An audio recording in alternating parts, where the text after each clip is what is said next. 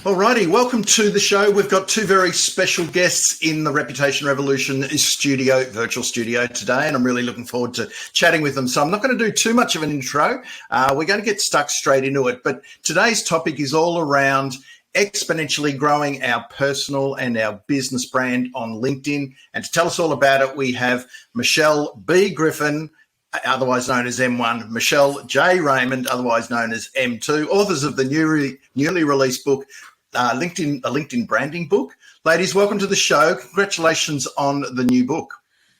Oh my goodness, thank you. We're excited. Exactly. We finish each other's sentences. That's how much we've morphed into one these days. Well, you're also known as M squared, so Michelle squared. So there's so many names floating around. We'll get through it, I'm sure. The LinkedIn branding book, The Power of Two, Build Your Personal and Business Brand on LinkedIn for Exponential Growth. All righty. We'll get into the book and the elements of it and the frameworks you've got. But before, just so our listeners know, now, Michelle J. Raymond, this is your second time on the show. You were here in August last year where we talked all about LinkedIn business pages. But if I can get you, Michelle Griffin, first, just to give us a thumbnail sketch of who you are, what you do, and then Michelle J. Raymond, if you can follow up, and then we'll rip into it. Yeah, let's do it. Okay, everyone, great to be here. I'm Michelle B. Griffin. The easy way to remember it, B stands for brand. I call myself the brand therapist, and I actually am here to help expert entrepreneurs, expertise-led business owners kind of untangle their brands, right? We all get stuck on who I am, what I do, and how I stand out, and all those things, and then help them position and message, and then just build their brand and their business based on their expertise. And clarity is what I do. That's basically what I do. And then when you have clarity, oh my God, the world ends up just shining. And the North Shore, right? The North Star shines in your favor. So that's what I'm here to do, bring clarity and positioning to personal brands. So great to be here. Fantastic. Thank you, Michelle and Michelle. Hey, Trevor, it's so cool to be back again to have a different conversation. So last time I was here, I was talking about the world of company pages. So who I am is I am the person on LinkedIn that helps marketing managers and their teams and agencies sell more on LinkedIn the right way. So no more spamming, no more sleazy sales techniques. I am out to help people grow on LinkedIn. So excited to have this conversation to see how those two parts come together as one to get people better results. Indeed. Now, between you, the both of you two, you've also got some, you've got individual and collective, what do I call them, media properties, assets on LinkedIn. Can you just walk us through those just so we get a grasp for the sorts of things you're doing on LinkedIn? Because you've got, you do events and podcasts, and Michelle J., you've got a multitude of business pages as well. So if you can give us a bit of a snapshot, Michelle Griffin, I'll start with you, but you can come at us. Come at us. Well, we're all about the power of two, right? I mean, that's kind of like Michelle and I met 2 years ago plus, and we have a community. We have the LinkedIn branding show, we have a community and a book. And I'll tell you, that's what we are, and I'll let Michelle finish it and describe exactly what they are, because we, as the Power Two, we like to balance our answers when we come on podcasts together. None of us share or steal the show from each other. We're very well balanced, aren't we, Michelle? Exactly. So between the both of us, we actually have our own individual profiles. We've got company pages. We have a shared company page for our LinkedIn branding community, which we both manage together. Outside of that, we then have what's called a showcase page, which highlights the book and the podcast. And so they're things that we manage together. And then as we go outside of that, Michelle's got her own podcast. I've got my own podcast. Got a YouTube channel. So, and we've got the book, obviously, that's out there. So there's lots of different moving parts, and it's important to us that we kind of keep them separate, but at the same time, the power of two comes together, because the more we build the LinkedIn branding community, the more it helps us individually in our own businesses, and then vice versa. So it might sound complicated, but it's not as hard as what you think. It's just because we've got clarity around what those brands stand for and what the goals are. So it makes life much easier. Yeah, I love it. If it gets confusing, we do have a website too called Michelle Squared, and everything points there too. So, we couldn't leave the website out, right? So, Exactly. it works in our favor, all of that. It's crazy, but it works. And I love the theme, the power of two, which we'll go through, of course, as a theme for today's discussion. So here's the book, the LinkedIn. If you're listening to this on audio, I'm holding the book up, and it's very pink, and it's called the LinkedIn branding book. And both our guests here are wearing pink, so very much on brand color-wise.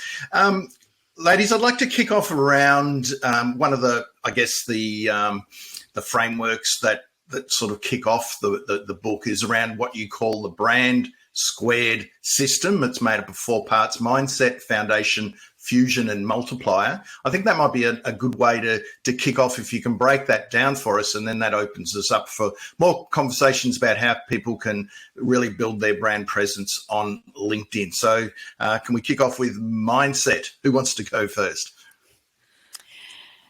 Michelle Griffin. I guess I will. Mindset is huge. If you read the book, you know that this book is different. It's not your average LinkedIn book because we infuse our stories, our lessons, our hard-learned failures, and all the things. And mindset was a big thing for me when I left my job for consultancy and didn't want to get on LinkedIn. And in our work together in the last couple of years, we have found countless people. There's a number one block to get on LinkedIn and then build it. So before you even know where you want to go, you've got to tackle what's in that right here in your brain, because it'll make you or break you. And so we give our personal stories, motivation, and some real tips on how to break that mindset. And as I like to say, put yourself out there. And Michelle was instrumental when we first met in helping me get that mindset. So she has a lot of good things to say about that chapter as well. Yeah, for sure. And mindset was something that we realized that everybody has so many different fears. And that is the one thing that we understood, that we could talk about branding till the cows come home. But if people didn't get past that initial fear, the rest of it became null and void. So that's why we started the branding book, just based on our personal experiences, coaching different people, coming from things in different spaces. But it didn't matter who we were working with, Trevor. The fear was paralyzing people, which is why we really wanted to start this book with mindset. So then we moved on to foundations, because if you want to press Michelle Griffin's buttons, here's what you're going to do. You're going to talk about branding in a fluffy way, all these airy-fairy definitions. It's a watered down version of what it used to be. I'm sure you can relate, but this is why she was so adamant that we then needed to move on to getting the foundations right. And again, for me personally, if I go back to when I set my business up a couple of years ago, I'm a salesperson. I've been in B2B sales for 20 years. I thought marketing was rubbish. Who needs the marketing teams when you've got the sales teams? We're the heroes, right? Until I had my own business. And I picked some colors and I got some business cards made up, which is ironic given March 2020 is when I set my business up 2 minutes before lockdown. So I've never used those business cards, thank God, because they're awful. But the funny thing is, we got to leverage off all Michelle's experience to set up that foundation section of the brand squared system, which is something I wish I'd had a few years ago when I started my business, not having that experience. And it was, I didn't know what I didn't know. And now I've shared that knowledge. And obviously Michelle's put some really foundational structure into that space for branding. Yeah. I was going to say, Michelle Griffin, that, you really unpack the notion of what a brand is, personal brand and business brand, because, in the book you're covering both. Obviously on this show we're more personal brands, but, in the first episode of season 6, we did look at the question of business brand versus personal brand, and it's a subject we return to. But what's your take on that, Michelle B, M1? What's your take on sort of business brand versus personal brand, and give us a little bit of a flavour of how you describe brands and branding? Yeah, no, I actually detail it quite a bit, because as we all are on LinkedIn, we all live on LinkedIn, and we see the term personal branding in particular really get misaligned, misquoted, misused. And it's always been a pet peeve of mine. You can't just hashtag and say I'm personal branding. I approach it very much like company branding. And so I take that foundational approach. So, a personal brand to me is your connection, your community, your promise of who you are. But then I take it as a more strategic and intentional approach to dial who you are so that you can stand out. I actually personally have a 7-step system that's very aligned to what a true company brand foundational blueprint would be. And that's exactly what we do here. Now, without getting too involved in the book, and I've gotten a lot of feedback that people have really loved that we unpack what a brand is, but then we don't get too complicated and drawn out, because as you know, Trevor, you could spend forever branding, right? So we didn't want to overdo it. So yeah, so we ended up defining branding, personal branding, business branding, and you need both. You absolutely need both. And you articulated it so well on that podcast episode. And then the newsletter article, I think you followed that up with the newsletter article, Trevor, and that was just brilliant. So we think that you got to put them together. It just completely multiplies the effect. So one of the things that we knew essentially is like, we can tell people about this foundation, but we got to help them put it to action. So one of the things about our book is that for free, you get a nearly 50-page workbook where you can go through, and we take all that brown foundational and stuff that you can just knock it out. So it's been tremendous. And I think people have really gotten some, good ideas from it. I know Michelle went back at the end of last year and actually applied it to her own brand. Yeah, absolutely. I took, I wrote the book and we were pretty busy doing that last year. And then when it was finished, I was like, I want to go through this workbook and actually do it for myself, because my brand, I call it like the Frankenstein brand. It was like a little bit of this and a little bit of this, and it was like bolted on from all different places. And then fast forward a couple of years and I'm like, I don't know if this actually fits. And so I went through the workbook over the holiday break so that I could actually go back and be more intentional with it. And this is what I'm taking into this year. So, and I know for me, that's probably the next level up for my business, is to really be clear around those brands and have it show up everywhere, which is why fusion comes into it as the next step. So you've gotten over your fears and then you understand the foundations. You've got to then go and implement it and make sure everything's aligned. And so our framework follows the logical steps of where we think people should start, and follow these in a logical order so that you don't skip a step. I skipped so many steps. I wish I had this blueprint when I started, and, really it is the book that we wrote from, who I was 2 years ago, so that other people don't have to go through that, because again, you don't know what you don't know. And so this is something that really helped me over the break to do it for my own brand. Fantastic. And so is fusion then, which is the third part of the system, that's around blending all the various elements. Absolutely. Bringing it together, having, strong profile, strong company page where, we looked at how things are spoken about on LinkedIn, and it's neither of us wanted to cut off the other half. It would be crazy if you're a business owner to cut off your business brand and just focus on your personal brand and vice versa, purely and simply because there's so many people that are changing jobs. There's such a shift in the workforce, but ultimately a business brand can open a door for a personal brand, and a personal brand opens doors for business brands. And so it's all about the power of two. Why cut off one arm? Why not bring them together? And that's what we wanted to focus on, because that's who we are as Michelle Squared. We bring both of those things together. And we realized the more we spoke, it was like, actually, we're totally aligned, and we don't have to, it can't be always anti-personal brand just to be a company brand, or vice versa. Yeah. You can actually have your cake and eat it too. Yeah, and I do like that. I think that's what makes the book quite unique, is yes, your own unique experiences and having two authors versus one. It adds a different dimension, but the interplay between business brand and personal brand, and you guys are both cover both of those areas really well, so that works well. So the final part of that the system is multiplier. Absolutely. And that's all about how do you grow faster on LinkedIn? And if you try and do it all by yourself, I've been there, I tried it. It is the hardest thing ever and you crash and burn pretty quickly.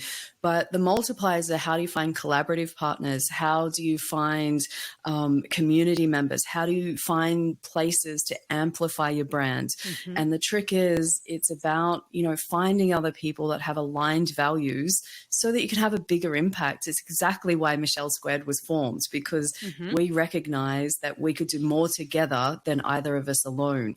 I learned so much writing the book from Michelle. Like, the workbook is all her idea. I would never have done something like that because I'm like, it's just my brain doesn't think that way. So I've learned actually, and now I've taken that away into my own training programs that I offer. And so this is the thing for us, me as a salesperson, Michelle coming from marketing, the results have just been amazing by bringing those together, not going either or, which is what tends to be the conversation. Yeah. We have grown tremendously together, and people put us in the same sentence. And because we're what I like to call, in my second step, which is people, it's your avatar, but also your power partners. Okay. And that can be just as someone like Michelle and I, or community. Community is pretty much my core value. And we talk about, and I really feel that B2B communities are going to be a huge force growing in the next year's stuff. We really talk about how to build a community. People might call them LinkedIn groups. We call them communities. We both have one. We nurture them. And I actually find that's how I'm growing. I am growing tremendously through community, mine and others. And it's going to be the place as people need to find more and more commonality. That is going to be more micro niche communities is the way to go and grow. And we have some real specific ways to grow that, other than the typical way people treat their LinkedIn group. So we work on that too in the book because we're so passionate about it. And as we're growing the Michelle Squared LinkedIn branding community too, we're putting our own medicine in that as well.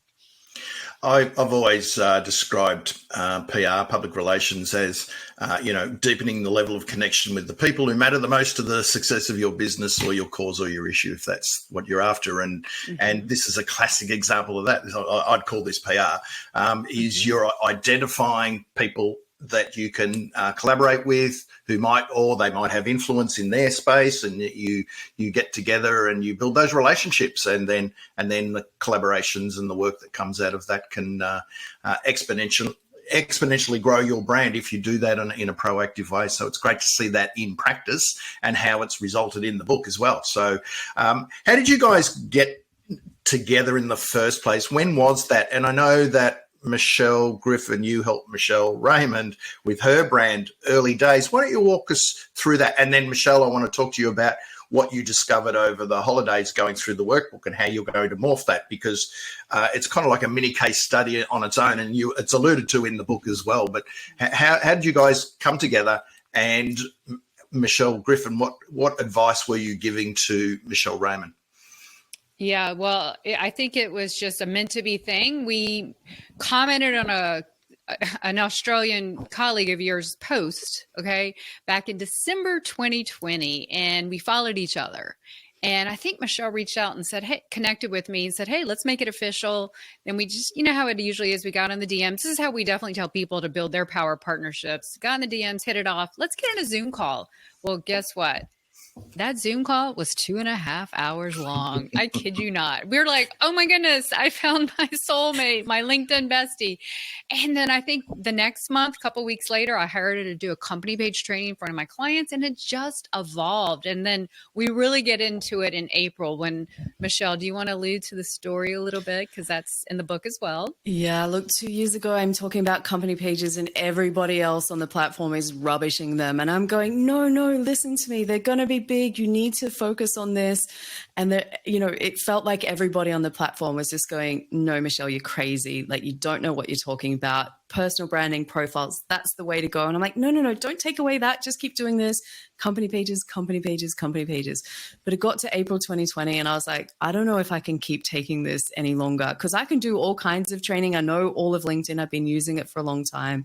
So I went to Michelle and I was like, Michelle, I think I'm going to change what I'm doing. And thank God, having power partners means sometimes they're the guardrails that stop you from going off course. And she said, no, Michelle, just stick with company pages. keep going. You're onto something. Just stay true to it. Follow your North Star and it'll be okay. And as it turns out, yes, it's going to be okay, because being known for that one thing has then made me stand out in 875 million members. It, the opportunity to write a book came up, all the other speaking opportunities, the training, like there's been so much that came from being known for that one thing, which I would have let go of. There's no question about it. If it wasn't for Michelle Griffin, I would have just went, I'm off on a tangent, because I didn't understand the power of branding. I really didn't. So I'm really grateful that she kept me on track, because it has a happy ending. Yeah, no, she just kept propelling, which is number 7 in my step. But, and this year, or maybe even last year a bit, you knew that you were kind of breaking out of that shell. You want to go a little higher. And then, I'd come to her and say, Michelle, are you kidding me? You've got B2B sales experience, 20 years. I looked at her profile. I'm like, why is this hiding? Anyway, so basically she was hiding herself. So my gift is finding what's really unique and showcase other people, much like my PR background. And so I'm like, Michelle, we need to put you out there. So she's now repositioning a little bit of her experience and taking that to a higher level, still doing company pages, but repositioning it. And so she's really in her zone of genius now. Really. And I think you would say that workbook really helped you, but you're growing. And I feel like you're using what you've been given and now just leveraging that in a bigger way. And that's why I'm here, right, Michelle? That's why I'm always here for you. And she does the same for me. She absolutely helps me. As you know, Trevor, when you're in PR, when you're in branding marketing, it's hard to see the label, the jar you're in. Impossible almost for yourself. You can help others. So she helps me as well. So it's been a tremendous partnership for sure. Excellent. And we just lost Michelle J. Raymond there for a moment. She'll be back. So in terms of that, I notice now that, and it's mentioned in the book that Michelle J. is evolving. So when you're saying evolving, what does that mean? Well, I think she wanted to not just focus 100% on company pages as the lead. She wanted to start more working in the B2B space. So I think she's kind of positioning her niche a little bit, changing up a little her offers, still true to who she is and what she stands for, right, as a company page. I'm finishing your sentence, but did you hear the question? I could hear you guys. Okay. It's all good. You tell us in your own words, so I don't speak for you entirely. No, you were doing a perfect job. You're absolutely right. I could hear all of it. So, okay, good. So I'll just jump in there, and that's just in case you did miss, because Michelle J. Raymond disappeared. But this is the great thing about interviewing two people who know each other well. We just keep the cameras rolling, keep the mics on. Michelle J., what people struggle with, and I've gone through it myself, and I know stacks of clients have gone through it, where you find that position and you really start to work it hard, but then you feel restricted and you grow. And you do see people who are in this position and they do evolve their positioning in the marketplace. So it looks like you're starting to do that and broaden out a little bit more. So you started really narrow and now you're broadening out more into a B2B space on LinkedIn. Just walk us join the dots on that one for us. Yeah, being a new business owner, I really didn't have a goal in mind. It was just sell as much as what I could to prove I could be a business owner. There was no other goal to it. It was hurry up and get as many invoices to pay the bills. So the first year I set about to be a LinkedIn trainer, and I went about showing everybody exactly how much knowledge I had and talked about company pages. And I got to the end of that first year and kind of felt like a hollow victory. I got to write the book and there was lots of cool things that happened, but for me personally, I was like, I feel like I've left something on the table. I don't feel right. And what was missing was I wasn't being a LinkedIn trainer that showed that I cared about community. Like I am someone that genuinely cares about people around me, and I wanted to be authentically sharing that. So I went into the next year and that's what I started to do. And that was the year that we've just finished. And I absolutely loved it. I finished that year going, people know who I am as a person, not just that I know what I know. I'm beyond just the technical knowledge. And then Michelle made the point just before that, I've been in 20 years of B2B sales and I've never spoken about it on LinkedIn. And the number one question I always get asked is, how do you sell? How do you sell on LinkedIn? And it was only over Christmas that I wanted to sit down and go, who can I help and how can I help them most by combining everything that I've built on already for businesses, because I love business growth, and how do I manage to bring that together to the next level? And I realized that I can teach B2B marketers how to sell on LinkedIn. It really was that simple. Now, that little simple line, Michelle knows, has stopped me for the best part of coming up to 3 years, because I couldn't redo my website. You know, those first few lines that you need on your landing page about who you are and what you do and, you know, so people know.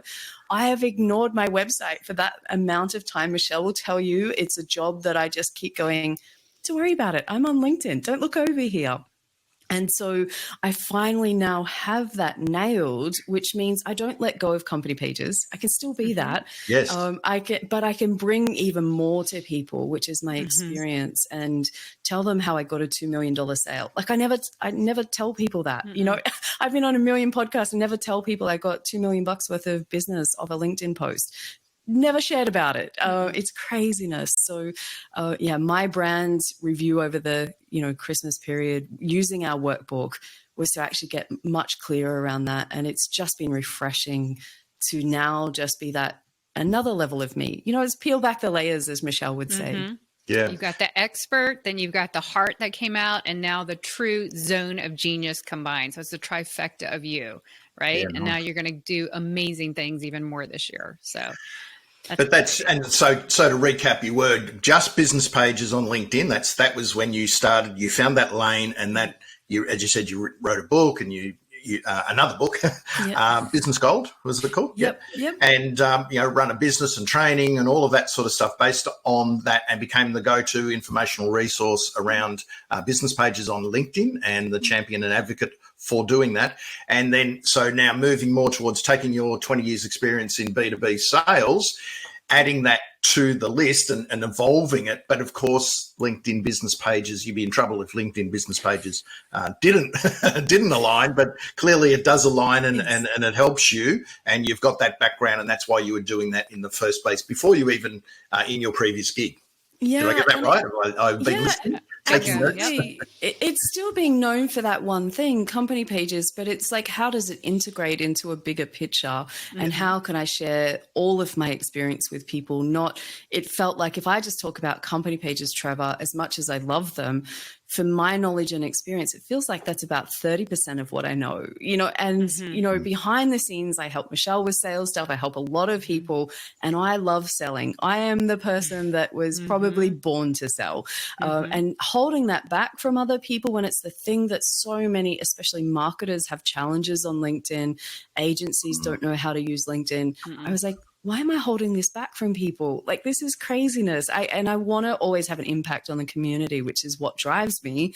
And so it was just a natural no-brainer for me to just go, oh, how about I let this out? How about I help some people? And I'm enjoying it.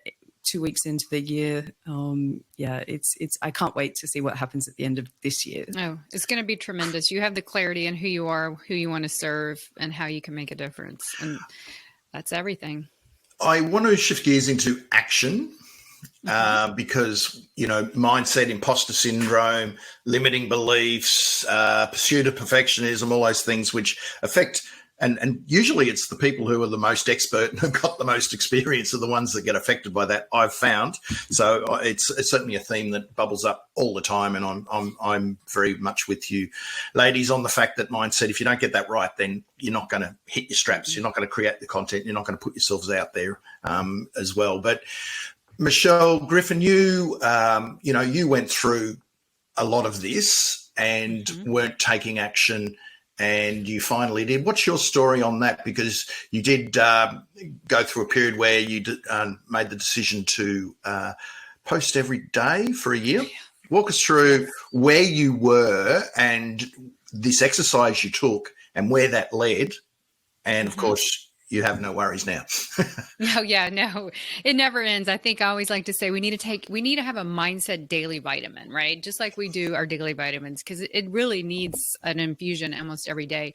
My story is after, my dream of ever since I was in my 20s to have my own consultancy. I finally get to it in early 2020. It And that, of course, was after waiting 5 years, talking about perfection, permission, all the things in my job that I was waiting. I talk about it in the book. That 5 years was very impactful. And it really, I mean, I hope no one ever has to go through that again. But so here I am on LinkedIn, or I get out and, you know, COVID's about to start. And then for 9 months, I sit and hover on LinkedIn, connect with people, comment, see it just growing in the place to be.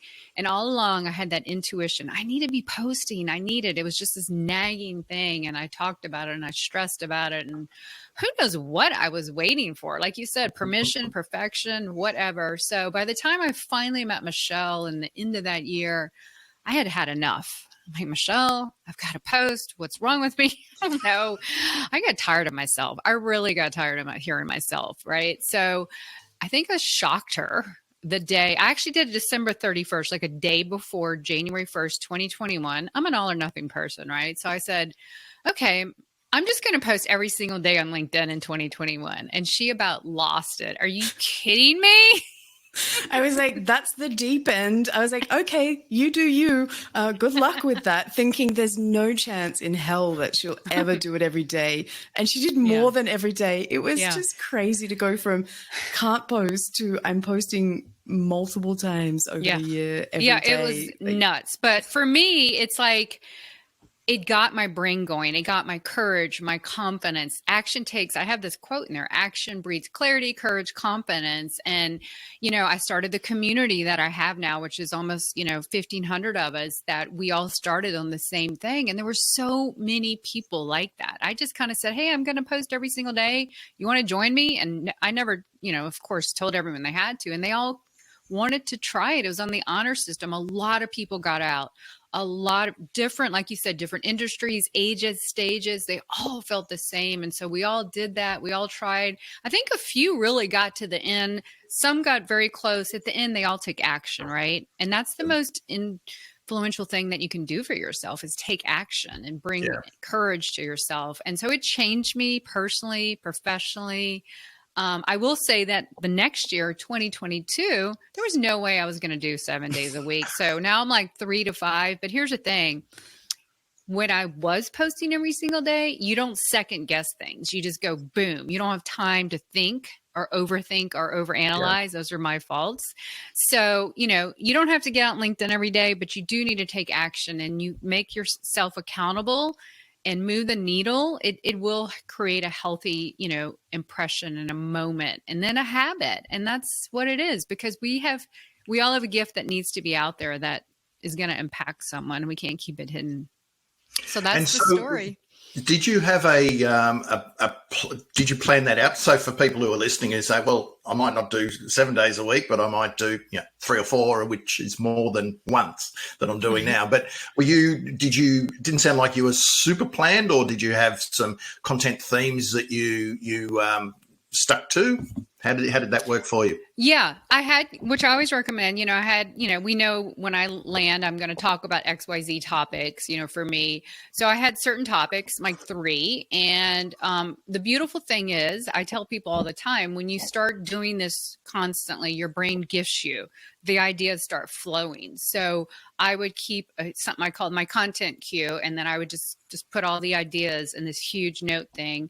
One of the things I really tremendously did, I also meticulously archived every single post. I dated it by month, then by day. I wrote copied the post, then copied the link, because that really helps me down the road. Repurpose down the road. I have a multiplier framework. But I can go back and redo things, but the ideas flow. And I'm the kind of person, I know a framework, what I'm going to say, but I can't plan out 30 days. Now, some people can. Everyone's different, right? So I think that helped. And of course, I'm a big proponent. I don't know, Michelle, do you archive your stuff? I don't even know that I've ever asked you. She does not. No. I have never repurposed a post pretty much in my 8 years of creating content on LinkedIn, which is probably sad. There's probably some amazing stuff, but it's just not something that I've ever done. Should I do it? I tried using Shield for a little bit, and I just I don't know. I don't wake up today and think, can I reuse something I did 6 months ago? There's something new or a fresh way of doing it. Maybe it's inefficient. I'm not sure, but yeah, well, everyone's different. I never, when I repost or redo it, I repurpose it, but I don't think I've ever word for word. It's just, it gives me an idea and I freshen it up. Right. So, but it changed me. It created my business. I really grew. I didn't have to rely on referrals and word of mouth anymore. But I always say this, and LinkedIn is your launching pad.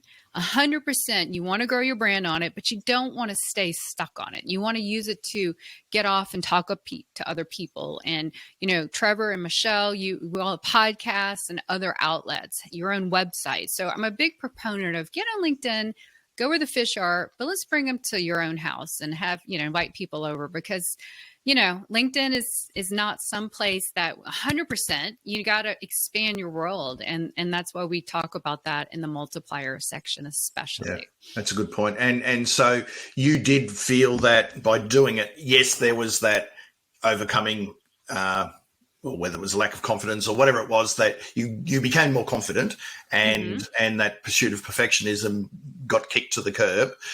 So you had that, I guess, that mindset shift as a result of just taking action, just doing it. But your profile raised, your following grew, you got business from it, DMs, all of that sort of stuff, new collaborators, the works. Yeah. Just by doing it. Yeah. And, I think within my first 3 weeks, I got invited to speak on a virtual summit. But I also put myself out there. I did a LinkedIn live show, a podcast when Clubhouse was big. I had a Clubhouse show. I moderated. I really, not just posted. I really went all out. But the mere act of getting out there was that little bit of, light under just got me out there, that spark I needed. And so my thing is, I don't know that anyone needs to post every day. You can if you want, but find the momentum that works for you. It can be exhausting to be on social media. We know that, right? So find what works for you and just do it. But I can't tell you how tremendous. And I think for me, it wasn't that maybe it was unconfidence. It was fear. It was overthinking. That's where Michelle is just like, do it, Michelle. Stop thinking. Just do it. Overthinking and perfectionism. I think those are my two. Wouldn't you say, Michelle? You know me pretty well. Those are my two biggest problems. Yeah. Michelle Griffin is the redo person because she's got so many ideas and they're all brilliant. So sometimes for me, it's like, let's stay on track. I'm her guardrails just as much in a different way. And this is where I think having those power partners that we talk about, the power of two, that's what it's about, because it's just worked so much. It could be personal brand and company brand, but it could be a sales and a marketing, or it could be two people who have complementary skills. And you don't know what kind of skills you need until you meet that other person and go, I'd never thought about life like that before. Or sometimes I need someone to kick my butt and sometimes I need someone to cheer me on. And, finding a community around you that can help you like that. Because, since we started working from home, for me, I found it super challenging because I went from managing a team of 30 people to silence the next day, working from home in winter in lockdown. And I nearly went crazy. I was like, what? There's no way I can have a business. It was the biggest threat to my business was me being home alone. And so I had to find a way around that. And community is 100% the answer, because I couldn't afford to pay 50 million different people all the different jobs that needed to be done setting up my business. As much as I would have loved to, it just wasn't practical. So especially when at the beginning, I didn't even have a clue what my business really was. I started off writing a training program for the beauty industry that I'd come from. And then went out and to them and said, hey, I've written it to some of my old clients. And they went, can't you just do it for us? And I was like, what do you mean? Is that a job? Yeah, we'll pay you to do LinkedIn for us. And that's how company pages came into it. It wasn't, I had this brilliant plan mapped out. It was, oh, okay, you'll pay me? Okay, let's go that way. And so now it's a bit more structured and, I have different things in place. But at the beginning, I didn't have that luxury because I had so much pressure on myself to make the idea work. And so having people around you that can relieve the pressure valve or keep you back on track, give you, it's just priceless. But that's why you're the... I'm sorry, what's that? I was saying that's the use of LinkedIn to be able to do that, to reduce that friction and build those relationships with people who, in all likelihood, you may not have met. That's social media in its purest sense. Yeah, she was the accidental entrepreneur and I was the delayed entrepreneur. And I love it. It's a case in point of her just taking action, figuring it out as she goes, and me not taking action for 5 years and, spinning. So, there's two sides of the coin. And that's why we think this book speaks to a lot of different people. We've heard people reach out to us and say, I can really identify with Michelle Raymond or myself because they read themselves. So that's why I'm really proud of our book because there's been people say, gosh, you guys are really pretty, open about things, not any like crazy, life secrets, but just our story. And I think that was one of the things you don't see on many books. People want to project their perfectionism and stuff. Yeah. And we were an open book, Michelle, and I love that we did that. It was refreshing. Yeah, that feedback's been amazing because it gives people a space to breathe. And when people read that Michelle didn't even do a post, basically 2 years ago, they're like, no way. Like, because they just see us where we are now. I started LinkedIn Lives because I was meant to be studying for a course and they asked me to do a 5-minute video. And I was like, no chance am I doing that. And it's still in the cupboard behind me, And so then I made myself get out there and start doing LinkedIn Lives to where I do them weekly, if not twice a week. And so these are the things that happen when you take action, which is what the book's about. It's not a book we want you to read. It's a nice read and you'll enjoy it, but we want you to actually take action because that's the impact that Michelle and I want to have on the community. Yeah, as you said, the LinkedIn Lives, there's no hiding on a live, and it's scary, but you're going to learn really, really quickly. To interview people or to riff or to put your fears to bed because you haven't got time to think about it. You just have to do it. So I love LinkedIn Lives for those reasons. Just tailing up the end of this interview, and thanks for joining us. It's I just love hearing the two stories and how they meld together, and LinkedIn's the common factor in all this. But there, and then it sprouts off into other different directions and other channels and other things, which is probably the key theme. But in terms of, I guess if I look at people, clients, professionals who are out there, there's a stat in the book, and I've seen similar stats, but this one keeps blowing me away, is it between 97 and 99, if I get this right, I'm going off memory, 97 to 99%, or even if you said, 95% of people on LinkedIn don't comment, they observe. I call them lurkers.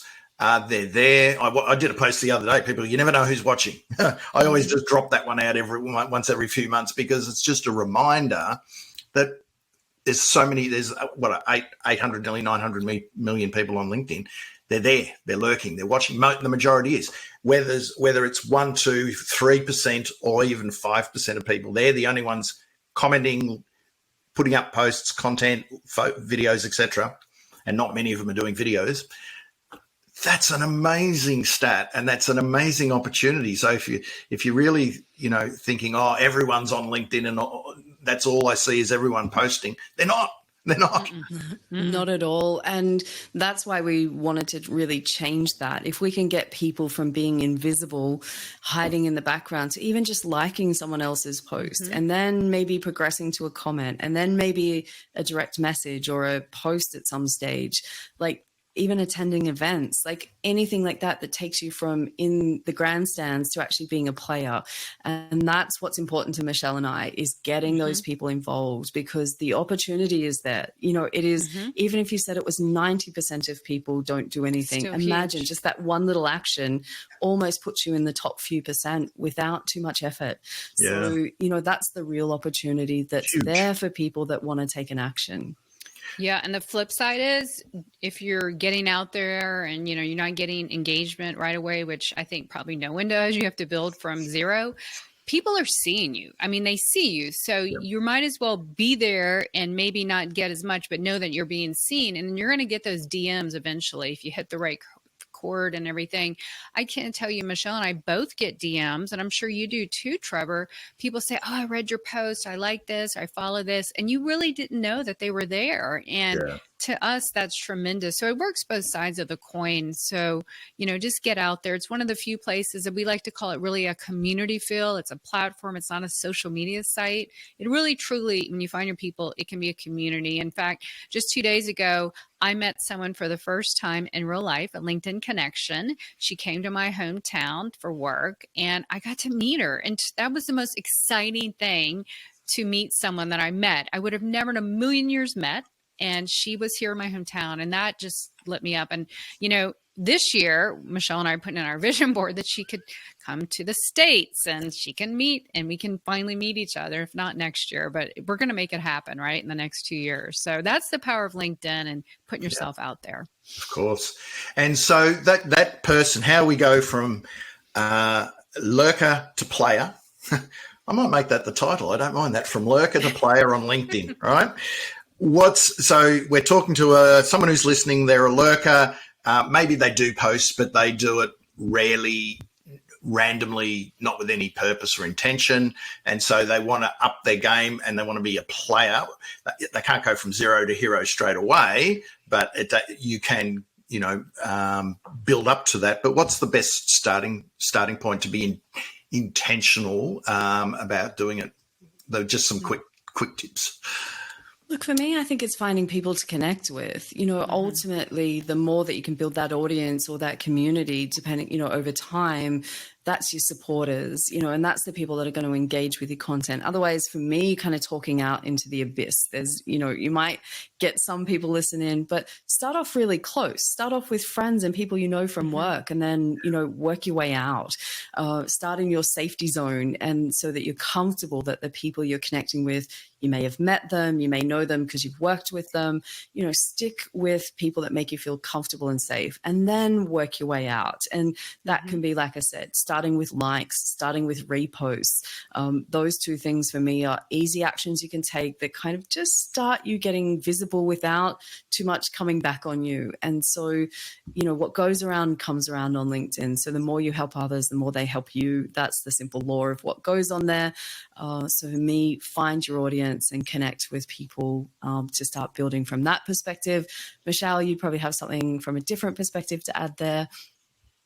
Well, you hit the nail on the head. LinkedIn is the law of reciprocity, but also think about it as this. I use this analogy, and if you think of LinkedIn as the world's largest business conference, and you're like, well, where do I start?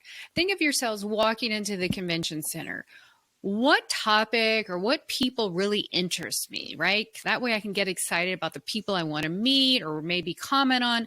So think of every post as a breakout session, right? Oh, I like that idea. So you might navigate to that area where you find like-minded people or in the same industry or idea or concept. And you can really find those by, search on LinkedIn, hashtags. That'll find the people, the breakout sessions, and start from there. Comment, reach out. You'll get your flow, and you'll just get those little daily momentums that add up. And we like to say, before you even start posting, get the community. I always like to say, you're not building an audience, you're building a community, if you do it right. So that's the way we talk about it. We believe we actually do in our own lives, our own businesses. So don't let it intimidate you. There's the person you were supposed to meet, the friends, the collaborators, they're there waiting for you. You just got to go find them at that business conference, so to speak. Good advice. Terrific advice there. Well, thank you, ladies. The book is called The LinkedIn Branding Book, The Power of Two, Build Your Personal and Business Brand on LinkedIn for Exponential Growth, by Michelle B. Griffin and Michelle J. Raymond. Where's the best place to send people so they can check it out?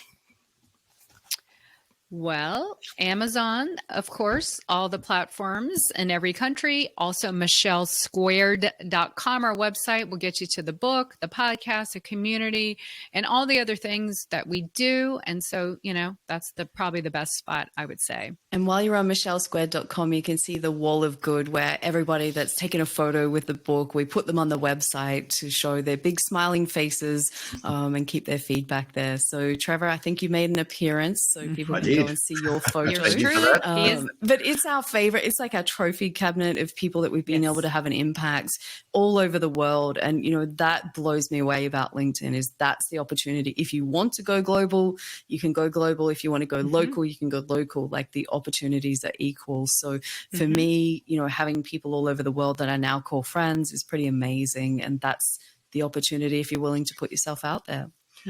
Awesome. And don't forget to follow each of you on LinkedIn as well for more posts and tips and all sorts of stuff. Yeah, absolutely. And let us know you listened to this podcast so that we reach know out. where we met you, because sometimes when people reach out, we have no idea. So let us know that you listened to the podcast so that we can let Trevor know that, yeah, you guys are listening and we appreciate you. Yeah, Terrific. we appreciate you. Thank you, Trevor, for having us on. It's been a Thank you pleasure. for being here.